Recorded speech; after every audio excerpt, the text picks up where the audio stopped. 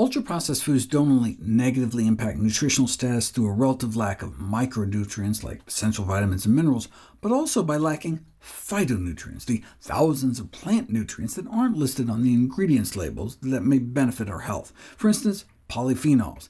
They aren't technically essential in that they aren't necessary for life, but they may be necessary for a long life, so they're considered lifespan essentials. Our primary understanding of how diet affects health is limited to the 150 key nutritional components that are tracked and cataloged in nutritional databases.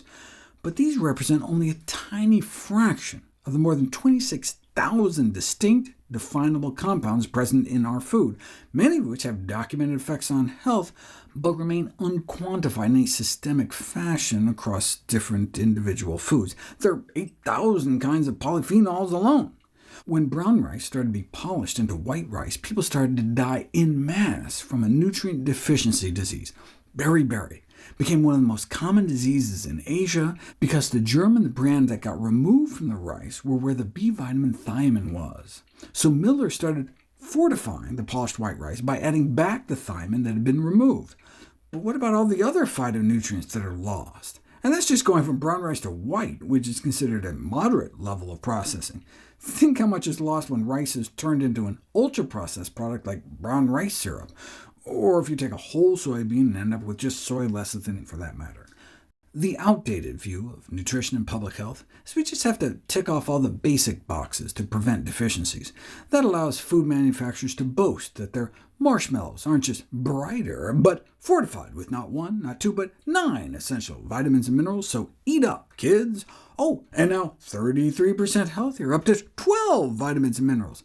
Hey, we are told to eat the rainbow, but I'm afraid these berries are not going to provide the antioxidant, anti-inflammatory, prebiotic, and cell-protecting effects of polyphenols in actual berries.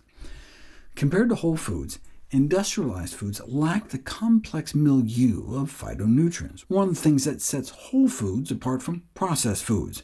Now, those with ties to candy bar companies may argue that ultra-processed foods have essential nutrients, but the essential nutrients are just the tip of the iceberg as it relates to the number and variety of compounds in whole foods.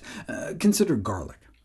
Look in nutrient databases, it has like manganese, vitamin B6, selenium. However, a clove of garlic contains more than 2,000 distinct components, which are presumably responsible for the cancer protection associated with eating garlic family vegetables, and beneficial cardiometabolic effects when garlic is actually put to the test. But when the amount of garlic in the food we eat is less than the amount of MSG, we're probably going to miss out on the benefits. The studies come out exactly as you would expect. Take flavonoids, for example, a subset of polyphenols found in fruits, vegetables, whole grains, herbs, and tea. That may help explain why these foods may have protective effects against some of our leading killers, like cancer and Alzheimer's. And of course, those who eat the most ultra-processed foods get significantly fewer flavonoids in their diet. Might that help explain the association between ultra-processed foods and several chronic diseases? Flavonoids are part of the so-called dark matter of nutrition. Ultra-processed foods may be fortified with specific nutrients in a vain attempt to make up for all the nutrition that's been stripped from whole foods, but those few nutrients are just drops in a bucket.